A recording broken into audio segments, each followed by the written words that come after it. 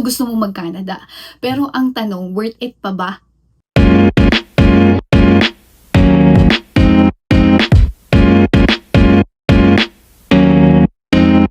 Hi everyone! Welcome back to another video. So if you guys are new, ako po ulit si Arlene. And kung hindi pa po kayo nagsusubscribe, parang awa nyo na. Parang nagmakaawa talaga ako. Mag-subscribe na kayo. And kung nagustuhan nyo naman itong video natin for today, then please don't forget to like it. At kung hindi nyo naman nagustuhan, edi mag-thumbs down kayo. Joke lang, please. Nagsisimula pa lang ako. I-like nyo nag-i-like. But anyways, so before tayo mag-start, gusto ko lang kayong i-wish ng Happy New Year. Sana nag-enjoy kayo sa pagse-celebrate with your family, friends, or kung sino pa man yan nakasama ninyo. O kaya, nag-enjoy kayo sa pagpapahinga lang. Parang ako, ganun lang talaga yung ginawa ko. Anyways, ayun nga, for today's video, which is eto yung pinaka-first na video natin for 2026. Gusto ko lang pag-usapan yung isa sa mga parang common na mga questions ng mga tao na gusto nilang either magpunta dito sa Canada or nagre-research sila kung, alam mo yun, paano ang buhay dito sa Canada, trabaho, etc. etc. Ang biggest question is that, worth it pa ba na mag-Canada ngayong 2026? So, i-dissect muna natin yung mga iba't ibang parts in order for you na matulungan or para matulungan ka na mag-decide kung worth it ba na magpunta ka ng Canada or mag-apply ka papuntang Canada.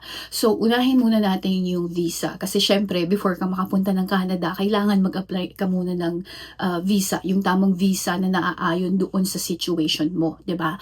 Now, yung isa sa pinaka-common and I would say controversial ng mga visas na ginagamit ng mga Pilipino papunta dito sa Canada is yung student visa.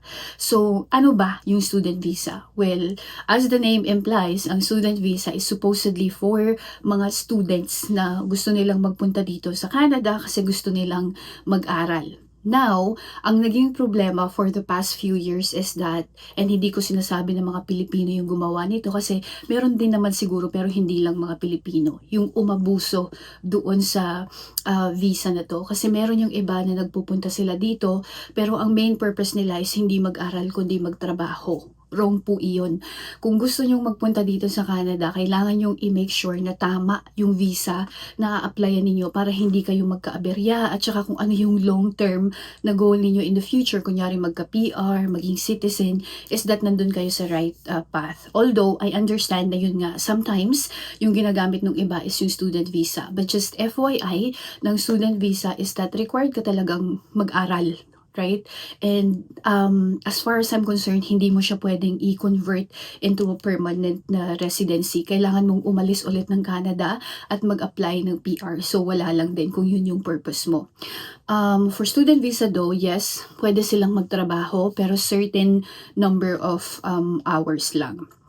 And ngayon, especially for the past year, I would say simula nung umupo yung bagong Prime Minister ng Canada, is naging mas stricto sila sa visa application. Hindi lang sa student visa but sa lahat ng mga visa application. Kasi yun nga, dun sa mga tao na umabuso doon sa mga programs ng Canada. And before, marami ding mga different pathways na pwede kang makapunta dito sa Canada. Meron yung iba, pag land na nila, nagiging immigrant tuloy, nagiging PR na agad sila, mga ganyan. Hindi ito yung permanent na residency na may nag-sponsor sa'yo ha. Pero ngayon parang medyo kumukonti na yung mga ganong programs kasi actually nililimit na nila yung mga bagong immigrants na gusto nilang papasukin sa Canada. So that's one thing na kailangan mong malaman if nagbabalak ka na magpunta sa Canada. Medyo stricto na yung proseso ngayon, mas mahaba na yung proseso, hindi lang sa student visa but also dun sa mga other na mga type of visas na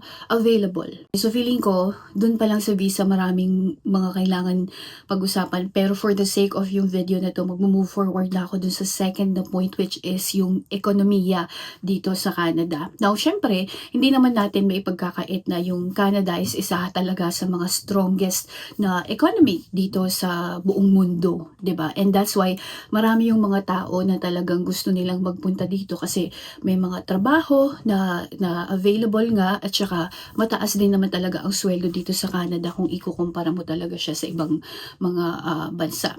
Ngayon, maraming nagsasabi na, oh, ang mahal na sa Canada, wala nang masyadong trabaho, blah, blah, blah. I don't think so.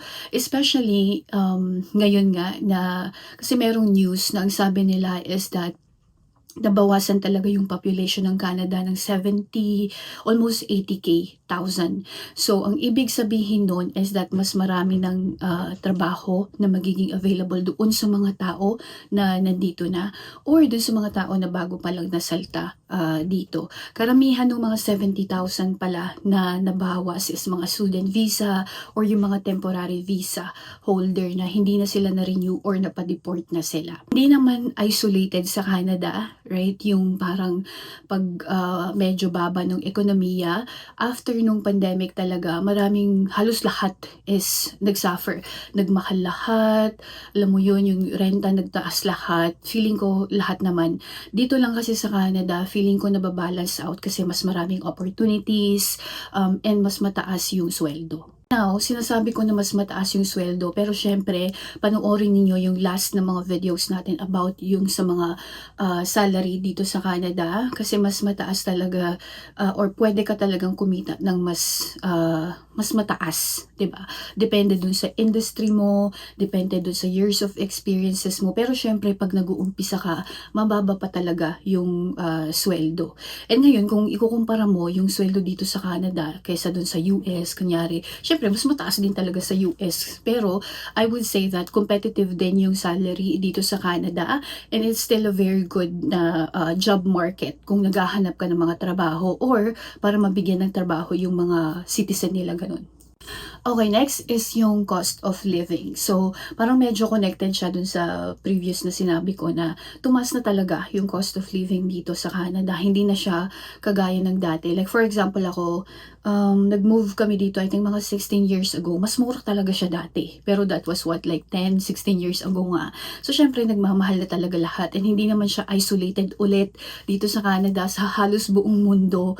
'Di ba? Parang nagmamahal na lahat. Even nga sa Pilipinas, 'di ba, yung pamasahe sa jeep, magkano lang yan dati, ngayon mahal na siya, yung taxi, mga ganyan. So, similar lang din siya dito sa Canada na syempre, nagmahal na rin talaga. Although, isa yun talaga sa mga parang pinagtutuunan talaga ng pansin ng mga, alam mo yun, mga politiko, mga ganyan dito. But I think, ano na siya, hindi mo na talaga mapipigilan yung pagtaas ng cost of living dito sa Canada. Kailangan mo lang talagang magtrabaho in order for you to afford yung mga basic na mga necessities, and that's yung reality. And that's also one thing that you have to understand pag pupunta ka dito sa Canada kasi minsan meron yung mga wrong expectations ng ibang tao na, oh, pag nakapunta ako sa Canada, makakapag-ipon ako agad, marami na akong pera agad. Kailangan mong i-consider na mataas yung cost of living dito, yung renta mahal, you know, yung mga groceries, mahal talaga siya. Pero kung meron ka namang trabaho or mataas naman yung sweldo mo, kaya naman siya. Okay, so para naman dun sa mga families or may mga pamilya na gusto mong or gustong lumipat dito sa Canada, I would say that it's such a very good na environment para dito sa mga ganitong klaseng tao kasi maganda yung mga government services or programs na meron dito sa Canada. For example, sa education pa lang, 'di ba? So mura ang edukasyon po dito. Minsan nga halos libre na. As far as I'm concerned, kung naaalala ko nung nag-aaral pa ako dito, parang that time $100 lang yung binayaran ko or sa isang semester sa college na yun ha. And ang gagastusin mo din talaga is yung mga libro, syempre yung mga gamit-gamit, yung bus pass mo, monthly, ganun siya. Pero in terms of like affording yung education, maganda ang educational system dito sa Canada. And kung nasaan ako sa Quebec, mas mura pa. So actually, maraming mga taga-Toronto, taga-Alberta na sinasadya talaga nila dito sa Quebec na mag-aral kasi nga mas mura. Another thing is, mayroong pa-allowance ang government dun sa mga bata na under 18 years old. So, yung benefit na yon is depende rin siya sa sweldo ng mga parents. So, usually yung mga matataas na yung sweldo, mababa yung nakukuha nila or wala pag extremely mataas yung sweldo. Nakalimutan ko na yung bracket. Pero dun sa mga low income, mas mataas yung pwedeng makuha from the government. Yung joke nga dito is that, pwede mong gawing negosyo yung mga anak mo kasi yung iba meron silang mga 3, 4, 5 anak, mataas yung pwede nilang makuha sa government. Now, in terms of yung amount, depende nga yan sa income, gaya ng sinabi ko. Another thing is yung free healthcare dito. Pwede ka talagang magpunta sa ospital, tapos uuwi ka na hindi ka man lang humugot ng kahit na piso or magkano or $1 doon sa bulsa mo kasi covered na siya nung government. For example, pag mga anak or mga ganyan, pwede ka talagang pumunta sa ospital, mga ka, at wala ka talagang problema. Hindi gaya sa US or sa mga, sa Pilipinas, ganyan, na mataas yung pwede mong bayaran. Dito is yung healthcare nila maganda. Although, yun nga, ang isa sa mga reklamo nila is, free nga, pero mag-aantay ka ng matagal. Well, ganun talaga kasi meron din tayong kakulangan sa nurses at saka doctors dito sa Canada. Isa yan dun sa mga parang issues, right? Pero at least free yung healthcare kung kinakailangan mo. So, yun siya. Muntik ko nang makalimutan. Yung isa pa pala na magandang program nila dito sa Canada is yung maternity or yung leave pagkatapos mong manganak.